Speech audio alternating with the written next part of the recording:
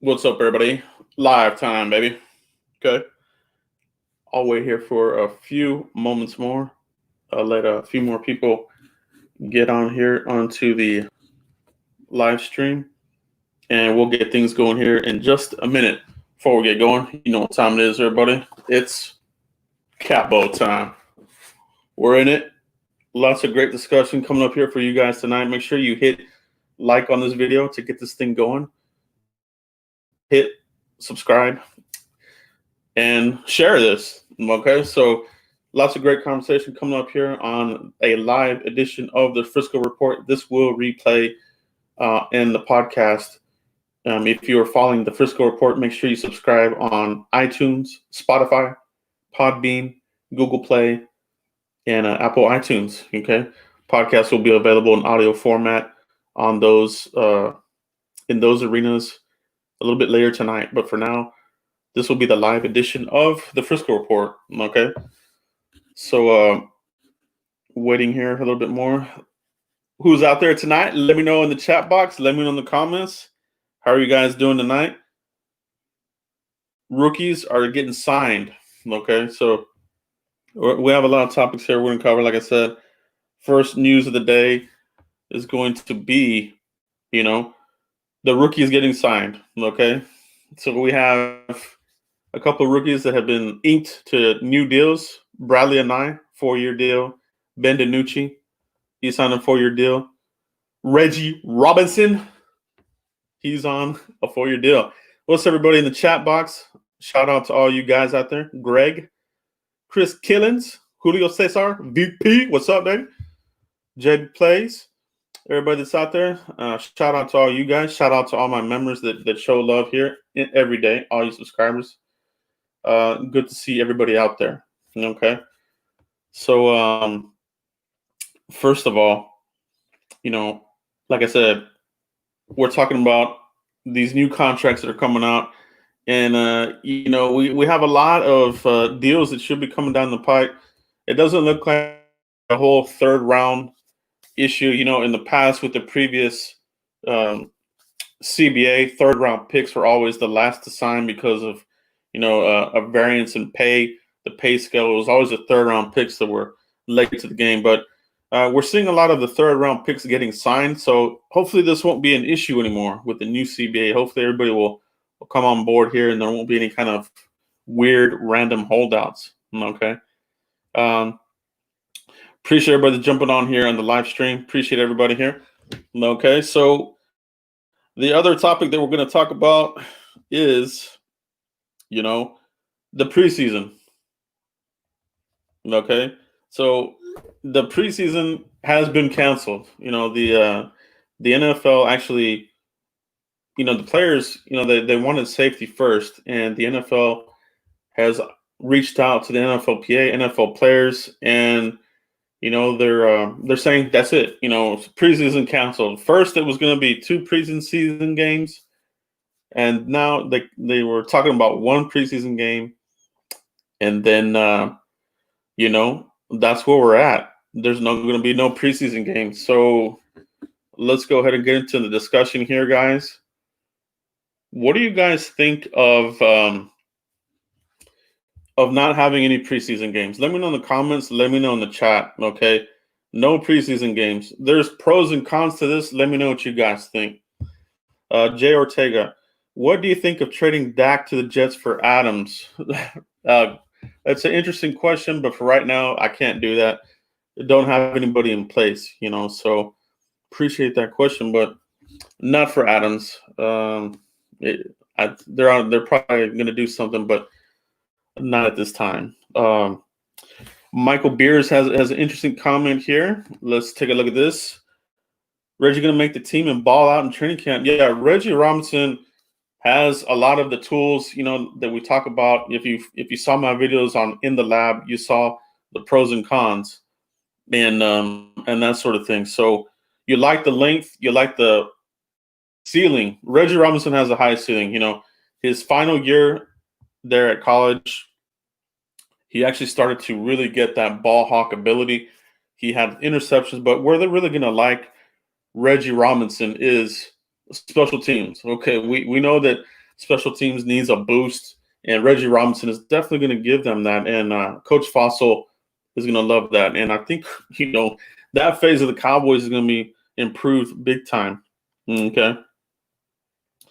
Players need to ramp up. Yeah, great comments in the chat box. Everybody, keep some of these questions coming, and we'll highlight them as we go along. But back to the discussion.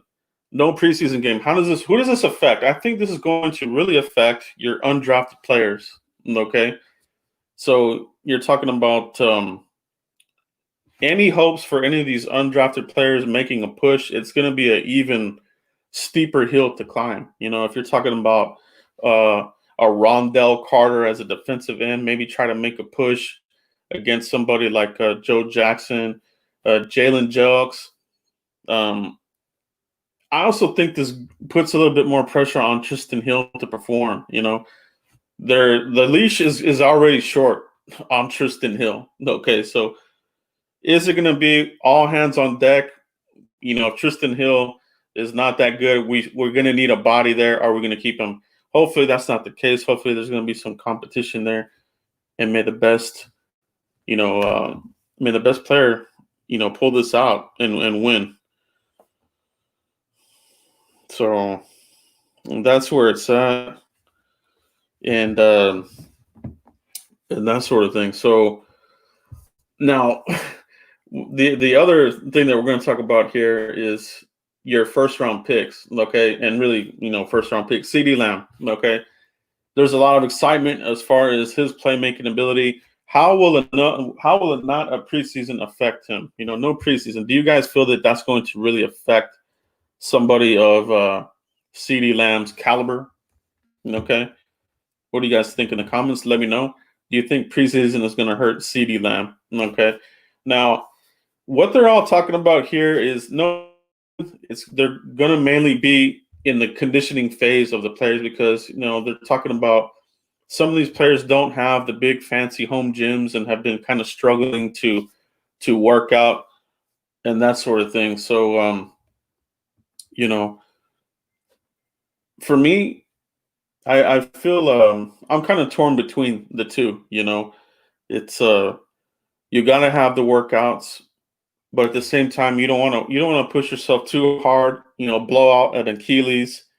And we see this all the time. If there's a player that's rusty, we always see this in some of the preseason games. We see him, and early on in the season, it never fails. You see a pulled hamstring, a torn hamstring, an Achilles blowout, an ACL, these types of things. So this could be another crazy season. Let's all knock on wood. So hopefully that's not the case, everybody, but it's something to think about. Okay, so hopefully in train camp they're able to get everything going, and they'll be able to to stay healthy. So that's the most important, and that sort of thing. But let me promise, what you guys think about this situation with the no preseason. Mike, what's going on, man? How you doing, brother? Thanks for holding it down, man. You're awesome. So what's your thoughts on the no preseason, Mike?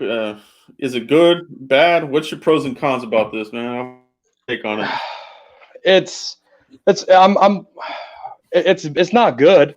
These players need repetitions. They need to get in some kind of game groove, because practice is already going to be light due to this COVID stuff. And the preseason would have been your trial and error going into the season, right?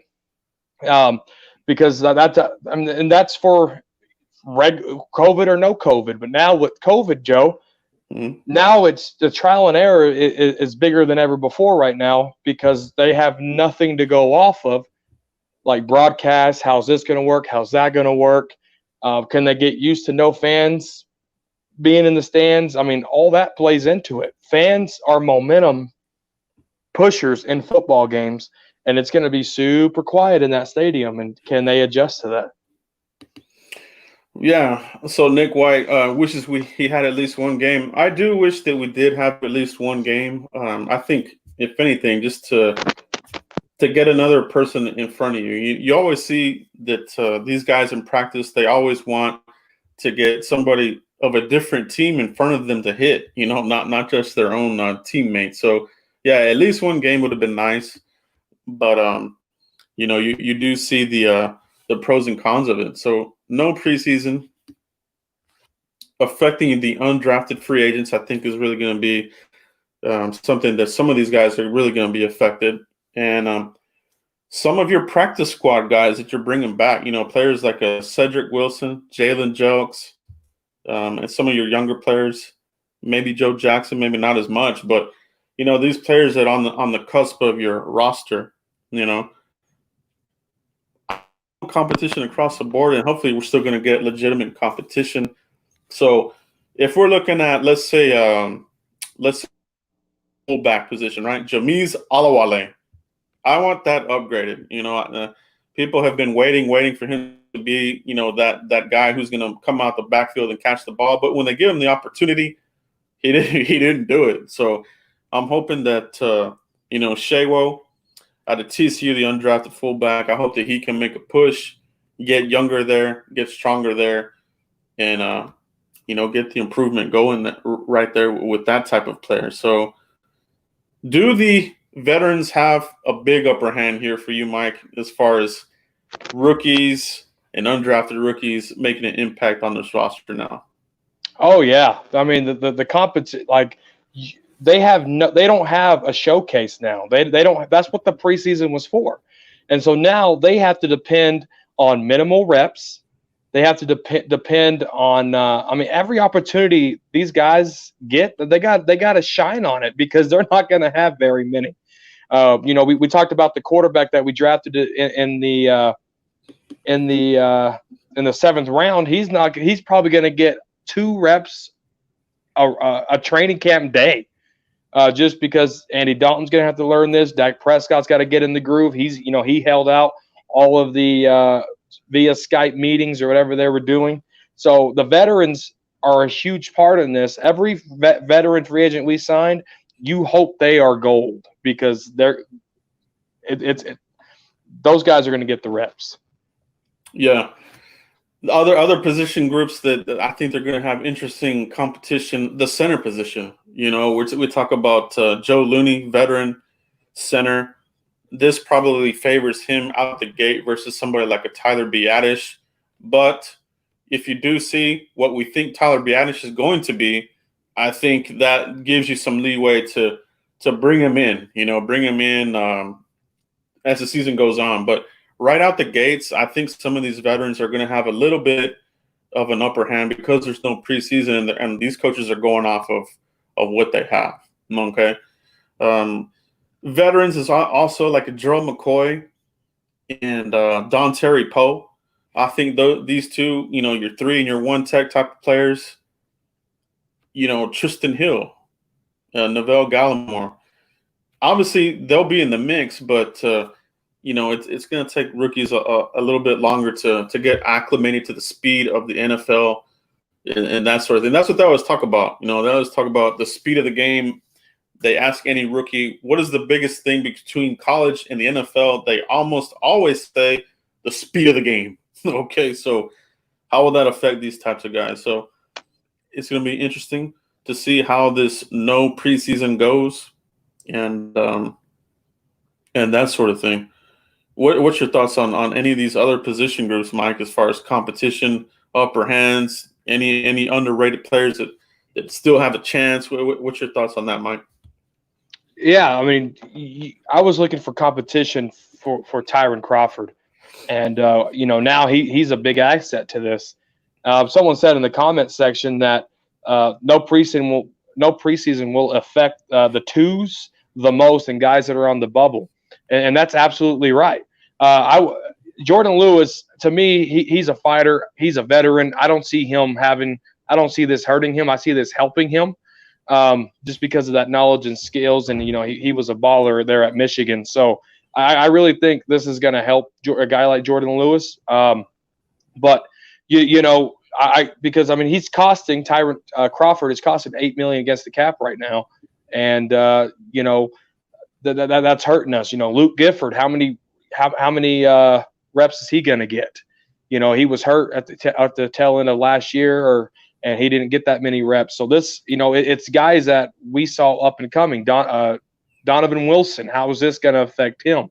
Yeah. So there's a lot of guys, a lot of pet cats that I just named there that won't get the lights shown on them because of no preseason games. And you talk about this all the time, Joe. When the lights come on, they fold.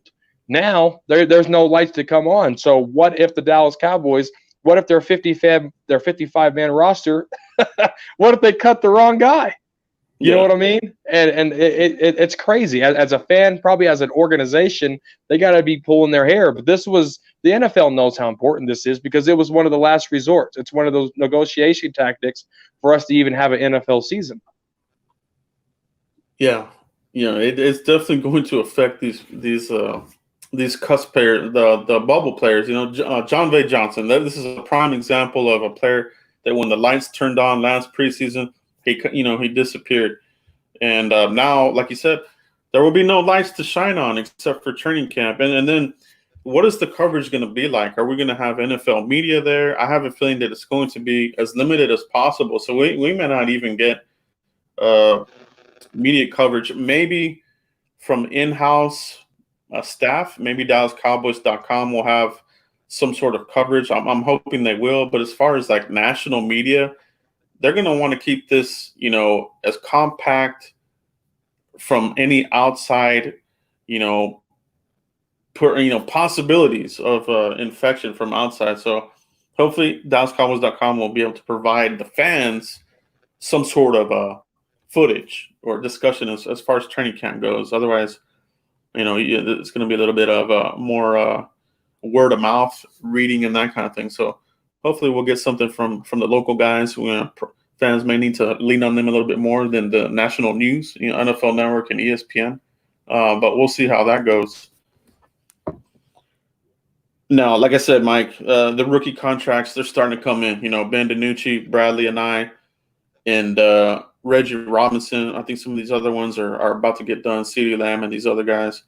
Of these players, which one do you feel will have the best or easiest chance to make this transition without preseason games? Which of these rookies is built better for this type? Just any rookie or the rookie that just got signed? Any rookie? I mean, right off the bat, CeeDee Lamb.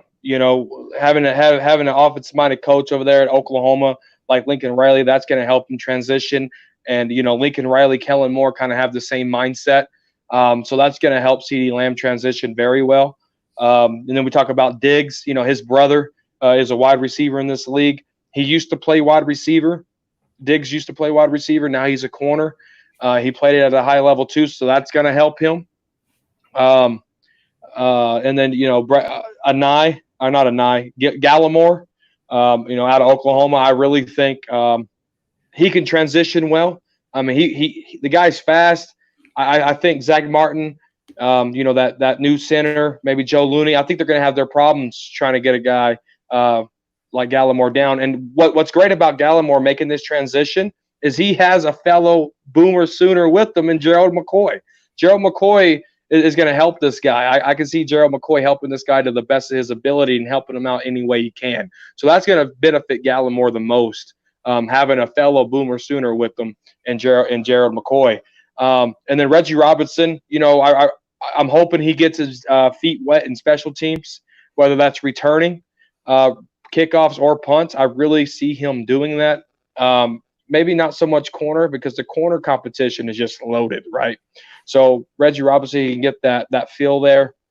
But I think, the first 4 or 5 picks, maybe Bradley and I, how does he transition working up against a guy like Tyron Smith during these training camps? How is that going to help him out, right? Yeah. So there's a lot that goes into this, but I think the Dallas Cowboys really dipped their hands in some smart, athletic rookies that they drafted to maybe prepare for something like this. Yeah. Those are good angles, Mike. I totally agree. DJ Dog 31 says Neville Gallimore has a good chance of hitting the ground running. Just like you said there, Mike. I totally agree. Especially for what he's done, what we've seen, and like you said, going up there with his fellow, alumnus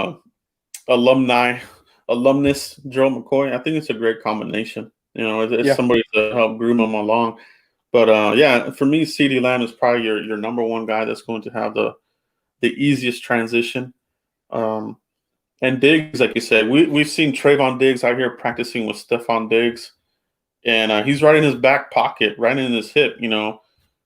Great coverage. I know it's practice, and I know it's against his brother, but you got to believe that even this is a very competitive situation. Two brothers. If anybody that's played football or anybody that has played with a friend, you're going to be very competitive against each other, and it brings out the best in you. So I like seeing that. Trayvon Diggs he's very long. He's got the ball skills. Like you said, he did play receiver, and they converted him to cornerback. And he's got the ball hawking skills. So will Trayvon Diggs start the season right out the gate? I think it's almost similar to Tyler Biadasz situation. I think maybe not game one. But then again, I wouldn't be surprised if they threw him into the flames and got him going, because I think he has that pedigree. I think if you're looking at Trayvon Diggs, talent-wise and athleticism versus like an Anthony or one of these other free agents that they signed, Worley or one of these other guys, I think that in the end, I think Trayvon Diggs will make an impact here very early. And you brought a good point about Tyler Biadasz, and it's great we have a guy that's playing center in Joe Looney, right? A seasoned vet, a veteran vet, and Joe Looney's personality. He isn't. This is my job. I'm not going to help you. Joe Looney's personality. He's going to go help Tyler Biadasz. He's going to help these guys learn and develop because he knows he's getting up in age. So I trust Joe Looney to help Tyler Biadasz as much as he can, and that's really going to help Tyler Biadasz out a lot. Oh yeah, absolutely. Now, some of these other players that we really need to look at, the return game. Who's going to be your return guy? Is it going to be are they going to keep Tony Pollard there on kickoffs? But who takes the punt returns? Is it Pollard? Is it going to be Ventel Bryant, Cedric Wilson, or Jet Anderson? We talked about this in another podcast. Jet Anderson is a name that people should to get familiar with that they're having. He's a teammate of Shaywo out of TCU. Running back, has return capability. I think the Cowboys are trying to get better there, and they're going to try to figure that thing out. So I think that's going to be a very fun camp battle. Because you got to win in the three phases, right? So offense, defense, special teams cannot be ignored. I think that's why they brought in Fossil. So what's your thoughts on how this return game camp battle, Mike? Yeah, I think it's an open competition. I can't pinpoint, exactly who's it going to be, Joe, because let's face it, Jason Garrett in 9 years did nothing valuable except ruin that position. Dwayne Harris is the last guy that I think returned. Well, Tavon Austin did it, but they've been peddling around with this special teams unit. And they brought in Bones Fossil to come in here, and we're 32nd. How do you become 32nd in special teams, Joe?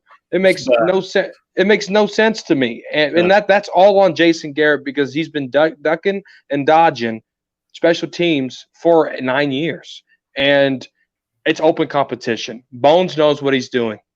He's run some great special team units in the National Football League. I can't pinpoint exactly a player, but I'm trusting Bones Fossil to come in here, and we can go from worse to great. I think maybe top 5 special teams in the National Football League with a guy like Bones Fossil. That's my answer, Bones Fossil. Yeah, I agree. Bones Fossil for sure, upgrade. He's going to get this thing figured out. I think the days of going with the kicker who has the yips for the whole season, hopefully those days are over. It's an indictment of the incompetence of some of the decisions Jason Garrett made here in his final season, where he really needed to make a push to keep his job, and it just didn't happen. Like, how do you how do you keep a kicker that has the yips and you can't even trust them? A lot of these games were so close. If we just had a more competent kicker, especially early in the season, who knows? Maybe we could have made some sort of push in the playoffs, but they were just so stubborn. And I think those days are over with McCarthy and Fossil. I think you have more leadership and a big time experience. Playing in the playoffs, they have playoff experience of both of them. So great move, man. Great move. I think it's going to be a low key, sneaky, fun camp battle. Will be the return guy, the return game, special teams. I think it's going to be fun to watch, or at least get news on who's turning heads. Who's doing the returning and who's making moves out there. Yeah. The next topic here, guys, that we're going to talk about is, there's a couple of other news here that is coming out. And then the other one here that we'll kind of touch on was DeMarcus Lawrence, kind of talking about, kind of thinking about the season as far as like, does the NFL have everything in place for me to come out and play? He has obviously he's expecting his child. He missed the birth of his other child. He doesn't want to miss the second one. Okay, so what's your thoughts on this, Mike? We did see a campaign here that was actually, brought up by Byron Jones, former cornerback of the Cowboys. He really got all the players to do this offensive tweet, offensive to get the word out there that, we want to play. Hashtag we want to play, right? We saw high-profile football players, Patrick Mahomes. I mean, the list goes on. I mean, all the highest of profile players you could see were doing this, and then DeMarcus Lawrence talked about it too, kind of weighing his options. So, what's your thoughts on this? Do you think that what they recently said was they're going to do testing if there's 5% less? They'll do it every other day. Is this enough for the players? Do you think more testing is what they're looking for? Do you think it was more about the NFL not having a plan in place, but now I think they do? Like, what's your thoughts now on what's going on here with the testing and DeMarcus Lawrence and some of these other high-profile players? Yeah, I think it's very smart for the players. Hashtag we want to play, right? It's very smart on the players because there's a lot of uncertainty, right? Because if they get it and they bring it home to their family, they're concerned. Who's going to pay the medical bills? Do they get paid when they're non-injury related for 3 weeks? Do they get paid for that? When Joe, we talked about this right here on the Frisco report. We got to make sure yes, they're football players. We want football, but at the end of the day, they got to be healthy too. And there's too much money in the National Football League to mess this up. And it starts with taking care of what? The players, because that's the one that's going to be on that field. And it boils down to more testing, right? The more testing that you do, the more you can keep it out of the NFL. And right. It's smart, and that's what the players want, some type of security. Hey, Joe, I'm going to war with you, but I want to make sure you have my back. You know what I mean? Yeah. I'm watching your 6, you watch my 12. You know what I'm saying? And that's what it needs to be. It needs to be like Bubba and Forrest. You get my back, I get yours, Bubba. You know what I'm saying? It needs to be like that, and that's what the players are fighting for. Yeah, I feel good about it. I mean, I totally get where they're coming from too. I think some people had knee-jerk reactions to, we don't need him. He's not that good. I'm like, come on, man. You need DeMarcus Lawrence, man. Come on. Don't be that fan, please. I mean, we saw what this team does without the pass rush. It affects that defense, affects everybody. Your linebackers, you put more pressure on your cornerbacks, and that's not what we want. We want these guys to feel comfortable to come out here and perform at full speed.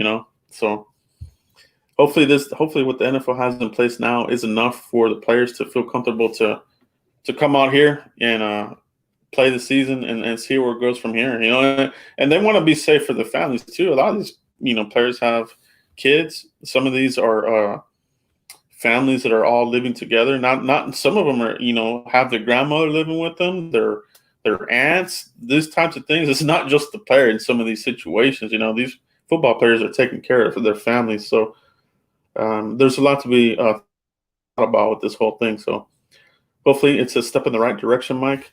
And we'll see where it goes from there. The other thing that has come out here, Mike, this is the fun part that I really want to talk about, and we can kind of break this down. The NFL Network is going to have their annual NFL Top 100 Players, and the Cowboys are one of a few teams that has 6 players in the NFL Top 100. Okay, guys, let me know in the comments and in the chat, what 6 players do you think made this NFL Top 100?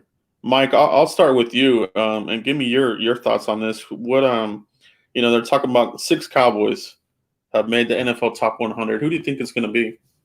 Oh, I got my 6 down like that, dude. Right? It's Tyron Smith, Zach Martin, Amari Cooper, Ezekiel Elliott, Dak Prescott, and DeMarcus Lawrence. Or it could be Jalen Smith. Yeah, they could split that. Yeah, I'm looking around the web and see people's opinions and that kind of thing. And a guy I follow, and I'm sure a lot of you guys follow, Bobby Belt. He goes with Zeke, Dak, Coop, Tyron, Zach Martin, D-Law, and maybe Lyle Collins, which I think it's interesting. I like all 5 of those. I like Dak, Zeke, Cooper, Tyron, Zach, and DeMarcus Lawrence, right? Yeah. But when you're looking at, possibly who could that 6th player be? Lyle Collins makes a lot of sense to me. Could Michael Gallup be in that list?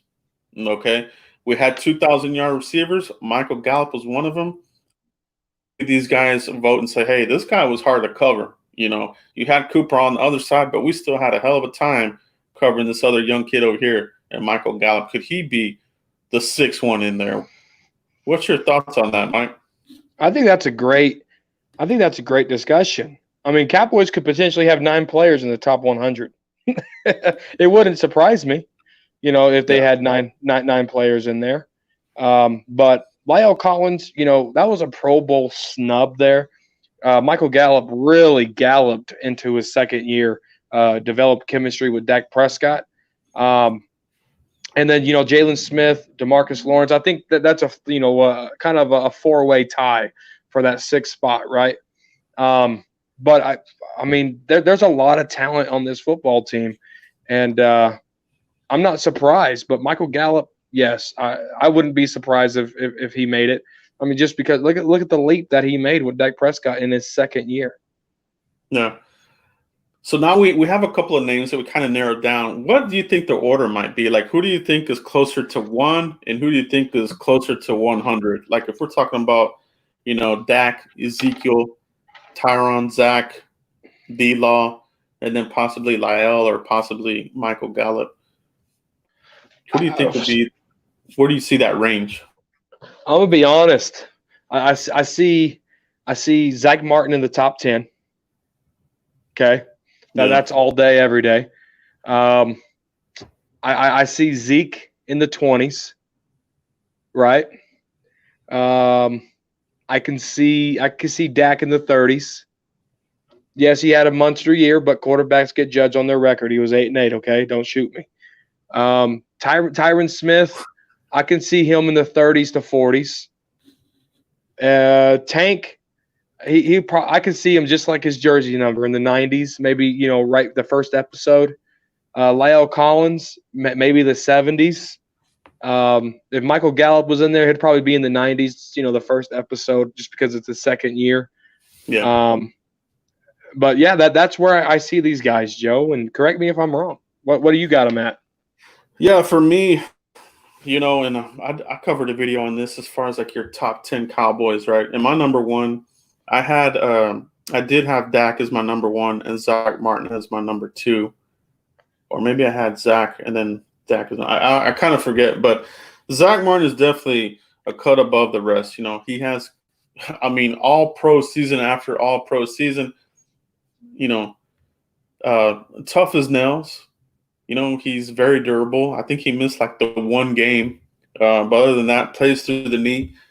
He had that little knee injury, hyperextension or whatever it was. He played through that, and he knows he has to be out there. He hated sitting out. It drove him crazy, and that's what you want out of these linemen. You want somebody who's tough, who's not gonna shut down and hide away from facing somebody like an Aaron Donald. I'll never forget. I'll never forget this. Chaz Green. Okay. I remember he was supposed to come in. He was supposed to play, I think, guard, right? And we were supposed to play the Rams. And then during practice, oh man, he got injured and he didn't want to play him. Chaz Green did not want to play Aaron Donald. I don't blame him, but still, you don't want those types of players that are gonna fold under pressure. And Zach Martin, he's a bull of a player, man. I think it's Zach Martin and Quentin Nelson are your two best guards in the NFL. And where do they come from? Notre Dame, baby. And they got more guys coming, man. I can tell you that right now. But player, man, Dak, that's gonna be interesting to see where he falls in this top 100. I could see him going anywhere from 20s to 30s. I think that's probably right. He didn't make it last year, did he? I think I'm pretty sure Dak was in there. I think, it's possible maybe he wasn't because we did have that down year. But Tyron Smith is going to be an interesting one. Is he slowly creeping down on the other side of the top 100? Would let's say it's Lyle Collins and Tyron Smith. Would you be surprised if Lyle Collins made this top 100 and was rated, better than Tyron Smith? Would that surprise you? Who's rated higher than Tyron Smith? Lyle Collins. No, that wouldn't surprise me at all. The guy I'm telling you, that was a Pro Bowl snubs of snubs, man. You got Preston Smith over there whipping out Pro Bowl snub in the playoffs. Lyle Collins was Pro Bowl snub, so it would not surprise me at all. Yeah, it wouldn't surprise me. The conversation definitely would be interesting, for sure. Because I think you still have that legion of fans that it's like, I don't know, Tyron Smith is still the best of the best, and he's still really, really good, but he's not that super dominant player that we've seen in the past. Yeah, he's still really good. He's still a lot better than most of the people in this league, and he's only 29 years old. Tyron Smith came into the league when he was like 19 years old. It's amazing how great he's been for the Cowboys. But you do see it. You do see a little bit of little by little, not much, but the back, that kind of thing, it does kind of scare you when he gets that tightness. We've seen him battle through it, try to start a game, and he couldn't finish a game. That, I think last season when I saw him do that, I was kind of like, oh man, it's getting worse. Yeah, he couldn't finish the game. So that's kind of that kind of gets in the back of your head as far as, I'm not ready to jump ship yet, but I think, in another few years, you might need to think about that. So I think for Tyron Smith, it's more about when he's ready to finish, I think they'll let him finish it out unless he says himself, guys, I can't play anymore. Or this might be my last year, guys. You really need to start looking for my replacement. I think Tyron Smith is that type of player. Class act absolutely. All the way. But yeah, man, Tyron Smith will definitely be in that top 100. But like I said, I wouldn't be surprised that Lyle Collins gets in there. It'd be interesting. Well, here was the Cowboys that made it last year, and Dak Prescott, Jay, in the comment section, confirmed it for me. That Dak Prescott did not make the top 100, but Tyron Smith was number 52 last year. Zach Martin was like right next to him in the 50s also. Zeke made it. There was Byron Jones made it at 97. There really wasn't that many Cowboys that made it last year, and Dak Prescott wasn't one of them. But you know who did make it? Gerald McCoy, number 75 last year. Interesting. Yeah, Gerald McCoy. Would he count as one of the Cowboys. Nah, he would count as a Panther last season because of this top 100 counts last season, so that wouldn't Yeah. count. But what do you think he would still make it this coming year as a Panther? Do you think he would still be in the top 100? That'd be interesting. He's doing it very smart though, because he's looking at guys that played his position and played a long time in the National Football League. And the secret is keep your weight down. and Yeah, and so keeping weight down, that's going to make him faster, stronger, even at that old age. And you put out a video not too long ago of players in that age range that still was able to dominate. So he's not out of it. yeah, yeah. That's where it's at. Alden Smith, Jalen Smith made it too, number Jalen Smith 61. made it. Now, kind of looping back to our earlier conversation, Alden Smith, right? We're talking about no preseason. I think this is one of those areas that might.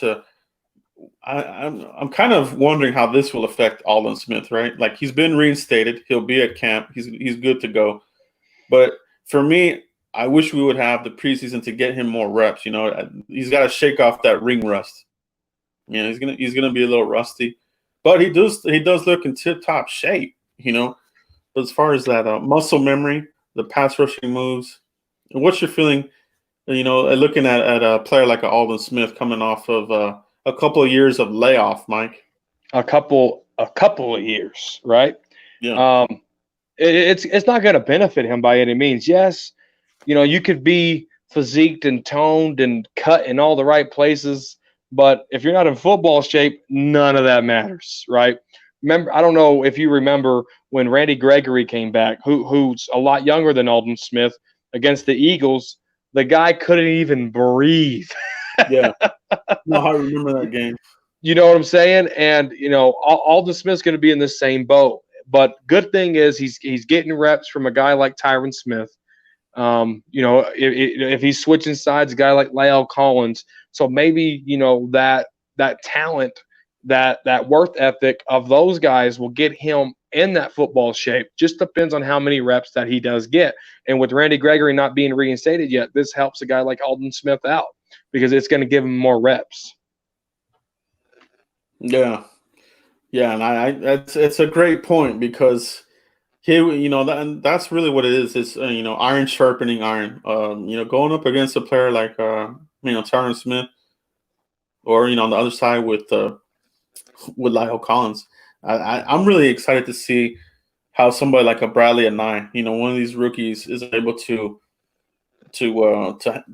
what can he do? Is he gonna just get totally mauled by Tyron Smith, or does that quick first step kind of expose a little bit of Tyron Smith? Because we've seen in the last 2 seasons here, Tyron Smith he does have a little bit of an issue now with the speed rushers. The power guys, he handles them really well, but the speed rushers are kind of starting to get a little bit.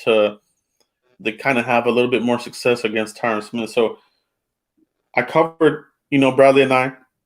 He does have that 5'9", 40-yard, but you talk about that 10-yard split. It's one under 1.6. It's 1.6. So that's really fast. That 10-yard split. He's got that really quick get off. So I'm interested to see what Bradley and I is going to bring to the table here. I'm very excited about that. Actually, that's really what you need from these types of players, Mike. Yeah, you talk about that first step, but then you talk about muscle memory. Muscle memory can only come if you work the memory. So it ain't gonna be there, come first day of training camp. It's gonna take it a while to come back, but I believe Alden Smith will have some wins and a lot of losses against a guy like Tyron Smith. All right. Yeah. Yeah, it's going to be a lot of great competition coming up here. Veterans are supposed to report on the 28th. That's a week from today. So, right now they're going to get the rookies acclimated. We're probably going to see – they're probably just doing a lot more film study right now more than anything. I'm pretty sure they're getting in their conditioning and that sort of thing. But yeah, that's exactly how Jason Garrett and his old staff handled it last year. It was all books, film session. No. And then they got on the field when the veterans came.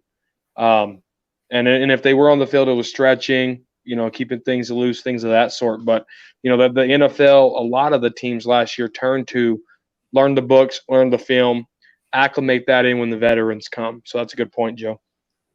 That's what it is. That's what it is, everybody. Any final thoughts here before we close it out, guys? Anybody have any final questions for Mike or myself? Let us know in the comments. Let us know in the chat box, and we'll get some of these answered for you guys. Lots of great comments so far. Lots of great chat in the chat box here. Great job, guys. Subscribers A1 all the way.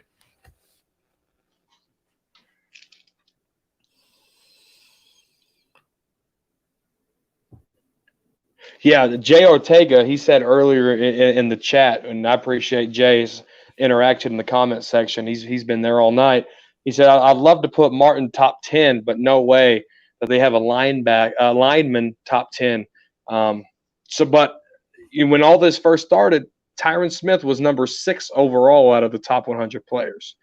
They put dominant players in the top 10 on that NFL top 100. So don't think because he's a lineman, this ain't Madden. Just because you can't control him doesn't mean he can't get top 10. You know what I'm saying? Absolutely. Yeah. Zach Martin can get top 10 for sure. Yeah, it's going to be between him and Quentin Nelson for sure. They're going to be in the at least top 15, man. I mean, they're just maulers. You can't those offensive lines without them, they're clearly not as good. You got to have those big maulers and brawlers over there. What else you got out here, guys? Alden Smith versus Tyron Smith. Cowboys shift. I mean, I think there will be some wins and losses, like Mike said. We saw Tyron Smith get beat by who? There was somebody that wasn't that good that got around him. So last training camp, who was it, Mike? Was it Dorrance? I mean, I'm not throwing shit at him, but yeah, it was Dorrance Armstrong. Yeah, he did get around him, and Dorrance, like I said, he's got that speed. So the speed rush is really what can get him. So I wouldn't just say that quite so soon. What else we got out here in the comments, guys? Looney is average. Is he average, Mike? What's your thoughts on Looney? If he's your starter day one, do you feel like he's average, or is he good? Is he enough? What's your thoughts on Looney? I think he's enough. I wouldn't call Looney average. Yeah, and I think people think Looney's average because they see the goofy side on social media of Joe Looney. So that kind of interprets things the wrong way of his work ethic and stuff. But last time I seen him play all 16 games, the guy dominated. I mean, the guy was keeping up with Ezekiel Elliott running into the end zone, and they asked him at the end of the game, how did you run that fast and keep up with Zeke? He said, I pictured Krispy Kreme donuts in the end zone, so I was running to him. But I think he's better than average, to be honest. Yeah, I feel the same. He's better than average. He's enough. But that's where I feel that Tyler Biadasz can come in here and swoop in for the starting position at some point. That's ideally what we want, right? Yeah. The other battle that we really kind of want to touch on too before we go is that left guard spot, right? We're talking about Connor Williams. A lot of fans want something there. They want to change there. Or maybe some fans are still very loyal to Connor Williams, but we've seen him for a couple of seasons now. Injuries. The bull rush kind of gets to him. He kind of gets pushed into the backfield at sometimes. But sometimes he does hold his own. So I wouldn't quite, put the dirt over him quite yet. But Connor McGovern, right? I think this shortened preseason is one of the collateral damage type of situation because Connor McGovern now is really going to have to just really wow this staff, really to take a hold of that incumbent position that's held by Connor Williams right now. Mike, what's your thought on that left guard spot? And I think it's a great topic here on this left guard spot. Is Connor Williams coming off an ACL tear? No, it's a pec. No, not McGovern. Not McGovern. Connor Williams. Connor Williams. He had a knee. I think it was, man. I think he did have some sort of ACL tear. Yeah, so Connor Williams, McGovern, these guys can't afford to get hurt because if Mike McCarthy's trying to evaluate these guys and he's like, Where's the rest of the games at? Oh, they've been hurt. The injury bug is going to be on them with Mike McCarthy, and can Mike McCarthy trust them to go out there and play, right? Because Mike McCarthy wants a full evaluation of these guys, and if there's not enough game film to study because they've been hurt, there's nothing to study because they've been hurt, right? So these guys can't get injured. Williams coming off that ACL, McGovern's coming off the pec. There's a lot of uncertainty here. And I think with Connor Williams though is he was undersized as rookie year. They beefed him up where he almost was like a replica of Zach Martin's body, right? And then he got hurt. But I think if you let Connor Williams, get that technique down, get that muscle memory going because of that injury and stuff, right? I think Connor Williams can get better. He was adjusting to that weight. They got him real big, and that's a lot. He played small at Texas, and now he's playing bigger guys in front of him. I say you'll see a lot. You'll see what Connor Williams' future holds this year, this training camp. Yeah, I think it's do or die for him. Really, I agree with everything you said, Mike. It's really it's time to shine. Either he grabs a hold of that left guard position, or he's probably going to just be relegated to, an unknown future. Is he the future at left tackle? The arms, they talk about his arms maybe not long enough. I think he's athletic enough to play left tackle if something has to retire on and he, decides to retire in a couple years. But this Connor Williams just become a wasted second round pick. You don't want to waste second round picks, but there's a reason why they drafted the player. Now this is a new staff. Joe Philbin in place here now, so we'll see. Who he favors. This might just come down to who picks up the blocking scheme better, who has the better mental capacity. But still, you got to have the physical traits and the strength. And I think both of them needed to get stronger. Connor McGovern, as good as he was at Penn State, opening holes for Saquon Barkley and Miles Sanders, I think when he got to that next level, I think that strength kind of gave him a little bit of a shock. He tore that pec. Cowboys, I think, rushed him back a little bit too fast. But now with the new staff, I think it's a clean slate for both these players. And now it's just may the best man win. And really that's what we want at the end of the day, right? Exactly. That's exactly what you want. No, we don't play Kansas City this regular season, Rich Kendall. Thank you for your question. Mm-hmm. Nick White's got a good question here. What about Brandon Knight? Will he make the team, Mike? This is. I was gonna talk about Brandon Knight, but I couldn't get. I wanted to say Brian McKnight, but I'm not talking R&B here. I'm talking football. Brandon Knight. I was gonna bring his name up there, but I think he has a good. They let Cameron Fleming walk, so I think we have a great look here at Brandon Knight at that swing tackle position. I think that's where he's going to get his bread and butter. I can't see him playing yet in the interior line, but I can see him playing some swing tackle. Joe, what do you think about Brandon Knight? Yeah, I think that competition is there. It's for Brandon Knight. It's for the taking. They kept him on here. Cowboys, they liked him enough to keep him in the rotation, to let Fleming go, to hit the road. But they did bring in some competition as well. You got your flex player like a Cam Irvin, first round bust from the Browns. He'll be in the mix. And these sorts of players, and you do have a lot of some of these younger guys. The Clemson tackle, Cowboys had to activate him at the end of last season because other teams were looking at poaching him from our practice squad. He'll be in the mix. So be a lot of competition there, but I think Brandon Knight might have the inside track for right now. But does he make the team? I think he does. I think he has a really good shot at it. I do at the end. I think he does make the team. Great question, Nick. Do appreciate that. Thank you, Nick. Everybody, make sure you guys hit like on this live stream. If you're enjoying the conversation here, make sure you hit like. It helps out the channel, and it shows how much you love the Frisco Report and you love the conversation. We do appreciate the likes. Hit like if you haven't already, and hit subscribe if you haven't already. We don't play Kansas City. We talked about that. What what else we got here in the chat box, Mike? You see any other questions that pop off for you? No, I can't find one here. They're having good conversation back and forth. So Yeah, great conversation in the chat box, everybody. Appreciate everybody that jumped on here.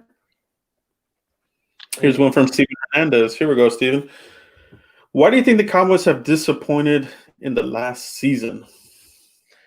Steven, there's a lot of texts here.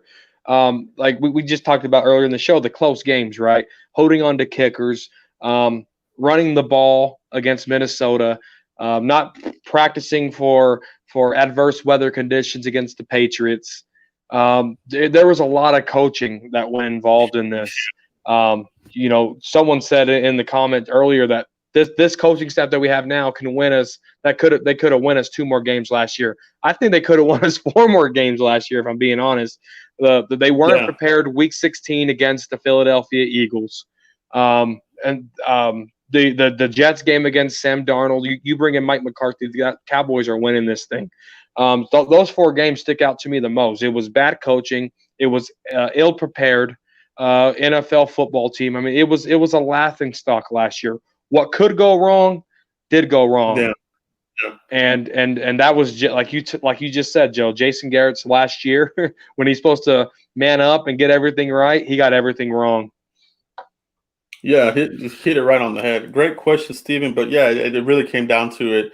I think Garrett and these coaches bumbled at least 4 games just alone, just on, not being prepared, and the team just couldn't get up to it. They couldn't sell what they were trying. The players weren't buying what they were selling, is what it was. And I think the program just got stale. And, everybody felt it. We knew a change had to happen. It just had to happen. So that's a good one there. Nick White's got a good question. Who gets the 4th and 5th receiver spot? So great question, Nick. I think for this one, I think that's where the action begins, and we've talked about this, Mike, as far as, you feel really, really great about your top 3, no doubt about it. Amari Cooper, Michael Gallup, CeeDee Lamb. But after that, let's be real. Let's be completely real here. What do you have after that? Devin Smith? What was the issue there? Was it the issue with Sanjay Law? Did they just not – were they not gelling? Maybe it's a fresh start that he gets here now for him. I think he has a better chance at that. But then even if you're talking outside of Devin Smith, Mike, you're talking – there's a whole bunch of question marks. You got Cedric Wilson, who they cut, but they got him back on waivers. So they didn't like him enough to even keep him on the team. So Cedric Wilson – John Vay Johnson, the lights came on, he disappeared. Vince O'Brien, I think, had a good end of the season on special teams. That might be how he sneaks on here. But what's your thoughts, Mike? What's your thoughts on that 4th and 5th receiver? I want to direct Nick White to what was it, 3 or 4 shows ago when we talked about this. Cowboys Blog broke this thing down for you, Nick White. I hate that you missed it if you didn't. He gave you all kinds of players from different teams and contracts and potential trades.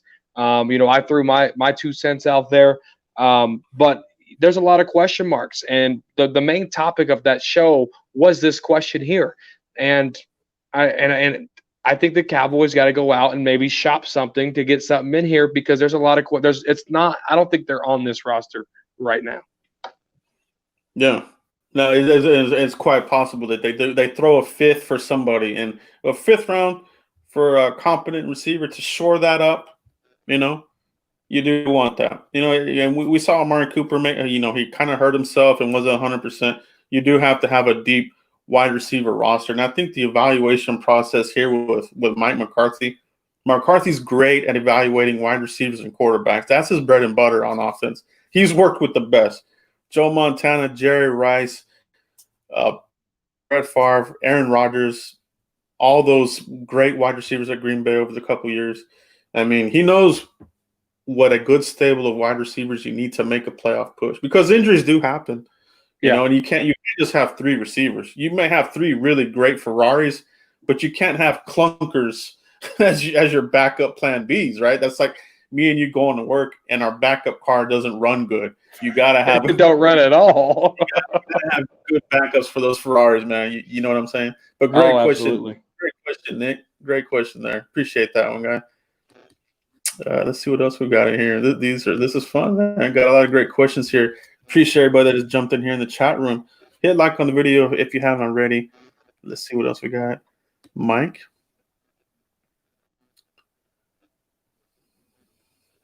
This is a good one here. Eric Payne. Joe, can you shed a little light on why so many new young QBs look so good against the Cowboys defense? Now, this kind of, it's kind of a dovetail as to what we talked about with why did we lose? Why were we not good last season, right? And for me, it comes back to the defense.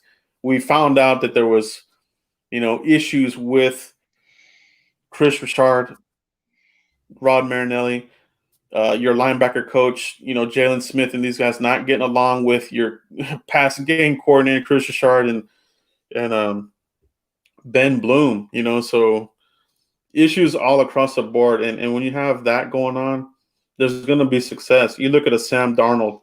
I mean, when we played the Jets, I was embarrassed, to see Sam Darnold, who – I'm sorry if you're a USC fan, but I'm just not a fan of their quarterbacks. And for him to come in here and carve it up like he did, it was embarrassing to me, and then you look at the Miami game, and it was just more of the same unpreparedness. If you have a competent defensive coach and these guys, you should be able to get in the face and rattle these young quarterbacks. And Mike, I'm sure you feel the same, but it seemed like we let these quarterbacks be too comfortable in the pocket, And was it a lack of talent? Maybe because, you saw the Cowboys try to do a lot of stunts. Whenever I see a defense doing a lot of stunts, you're trying to manufacture a pass rush because you're not quite good enough on one-to-ones. You got to do all this like sneaky junk, right? Like that's what when you see the teams doing a lot of stunts, something's not good there. And so many times we did see that from this defense. So what was it, coaching? Was it the talent? Was it there? What's your thought there on that, Mike? Great question, Eric. Appreciate that. Yeah, it is a great question. And I go back to First Take, Xavier Woods, Stephen A. Smith, and Max Kettleman. And Stephen A. Smith, the Cowboy hater he is, he asked him, what happened with the Jets? And Xavier Woods said, we had no game plan for Sam Darnold. You're an NFL football team. You don't have game plans. And then you talked about the stunts, right? That worked in the year 2002 when the Tampa Bay Buccaneers had Warren Sapp and all these other guys, right? Rod Marinelli, Tampa 2. That don't work in the National Football League in this day and age, right? So Cowboys are getting beat by screens after screen after screen. Yeah, terrible. And because of the stunts, nobody had assignments, right? You talked about Ben Bloom, Rod Marinelli, Chris Richard, Jalen Smith's little feud. It wasn't that the players quit. The players had no sense of direction. They had a robot for a coach, and they had no sense of directions because everybody was bickering like housewives of Georgia, right? And you can't have that. And that's why the Dallas Cowboy defense flunked at so many things, is because they had no structure whatsoever. Yeah. But on also Eric and everybody out there, the good thing that we can take was, as bad as sometimes the defense kind of floundered, they were still a top 15 defense. So you have to believe with Tom Sula coming in here. We've seen what he's done with defensive lines and these kinds of things. Mike Nolan, you have to feel better about this defense being a lot better with a new scheme, coached up. I love Al Harris on covering our secondary players. I think that's an A1 addition there for the secondary. I think he's going to let these guys play to their, we heard stories about Chris Richard teaching a certain way, being, 10 yards off a wide receiver, too much cushion. Or, playing zones strictly in the zone, not trying to make plays and not make plays on the ball. Don't turn your head. I mean, it was some bizarre stuff, being coached there the last 2 seasons. So we needed this. We needed to reset. and get a new perspective on coaching. So great question, Eric. Do appreciate that from you, man. Great question. Thank you, Eric. Let's see what else we got here in the chat box. Steven Hernandez got one. I'll let you take this one, Mike. This is a good one. Steven. Who, in your opinion, has the best roster, the Cowboy or Eagles? Are you kidding me? Are you kidding me, Steven Hernandez? The Dallas Cowboys got the better roster. And I'm not even bringing up Week 16. Week 16 happened for a reason. Week 16 was destiny. It was faith. Whatever you want to call it. Why? Because we got CeeDee Lamb and the Philadelphia Eagles didn't. The Dallas Cowboys have the better roster all the way around. I mean, you look at their defense, they really don't have a lot of corners there. All they really got is Fletcher Cox. What's his name? Brandon Cooks. And then you look at the offense side, they got a dominant tight end, they got aging wide receivers, and then they got handicap wins. You look at the Cowboys, you look at the Eagles, the Dallas Cowboys, not just because I rep the Star every day and talk about them every day. The Dallas Cowboys have the better roster on paper, and I think they got the better talent on the field. Yeah. Yeah. I mean, that's what it is. The Cowboys definitely have the better talent. They have the better roster.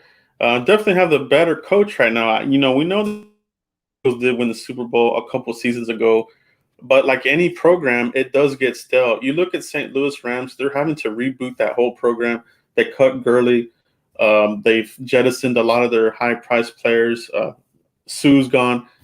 And then you kind of look at, the fad at that time was the young hotshot coordinator, and that program looks kind of like it's kind of in the shambles. I feel like that about the Eagles right now. I don't know that Doug Peterson is one of these coaches that can keep that program in place. The NFC East was such a mess last season that somebody had to show up and win it. And unfortunately, we let the Eagles slide in there and take it. They slid in there. They weren't good. They're not that good. And I don't feel that the players – I feel like they're kind of checking out on that program, with Peterson. So, they did some goofy things in the draft. They definitely didn't put any confidence in the quarterback by drafting Jalen Hurts in the second round. Jalen Reagor in the first round. That was kind of questionable. But we definitely beat them to the punch with getting CeeDee Lamb. I love doing that revenge for them getting Dallas Goedert. We know that they jumped in front of us to get the tight end that year for Dallas Goedert. And they set it up for us to get Tyler Biadasz. Yes. Thank you. Yes. The Eagles helped us. Tyler Biadasz, man. I mean, thank you. Great question, Steven. Appreciate you. What else we got here in the chat box? That's good, man. I think we'll cut it there, guys. Great hour. We don't want to go too long. But appreciate you guys catching a live edition of the Frisco Report. Like I said, this will be live. This will be broadcast on our podcast streams platforms, Podbean. Make sure you subscribe there on iTunes. We're also on Spotify. We know a lot of users out there like Spotify, right? Hit up the Frisco Report.